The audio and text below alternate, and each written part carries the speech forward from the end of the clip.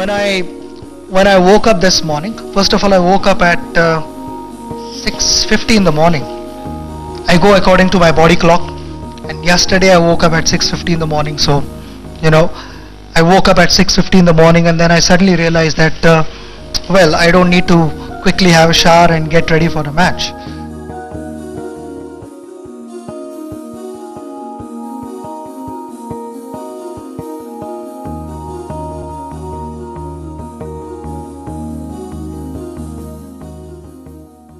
वो सुबह कुछ और थी, ये सुबह कुछ और है।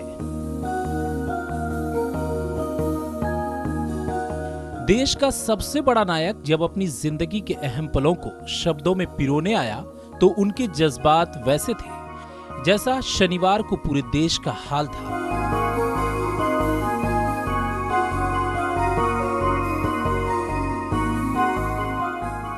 क्रिकेट के इस भगवान को भी यकीन नहीं था कि उनके चाहने वालों को भी कि 22 गज का ये दिग्गज अब वापस मैदान पर जीत का तिलक नहीं लगाएगा।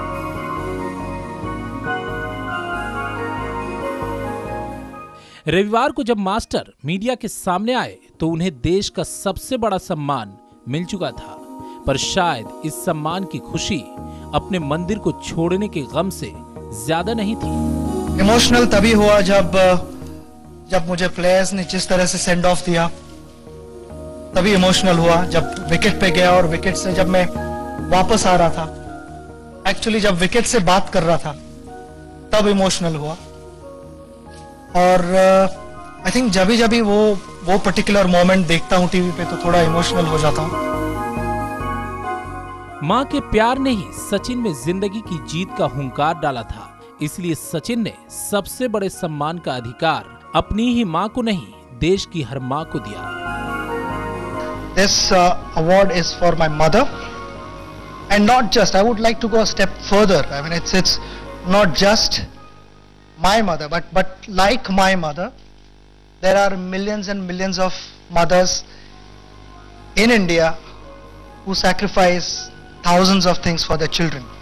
So I'd like to share this award with all the mothers. यादों का ये सौदागर उस वक्त उतना भावुक नहीं हुआ जब उसने अपनी जिंदगी को अलग करने का फैसला लिया।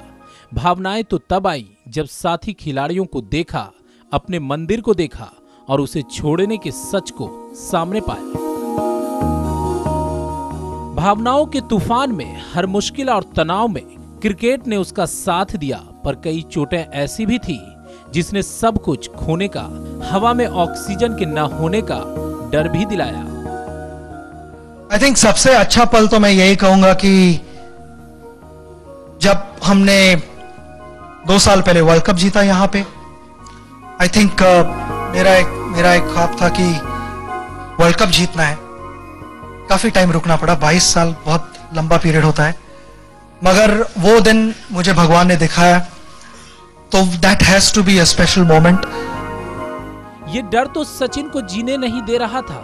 अभी और बहुत कुछ पाना है, और भी बहुत कुछ देश को समर्पित कर जाना है वाली चाह सचिन में कौंध रही थी। जिस हाथ से प्लास्टिक का बल्ला नहीं उठ पा रहा था, उसने फिर से बल्ला थामा और 22 साल के अंधेरे को विश्व चैंपियन के उजियारे में बदल डाला।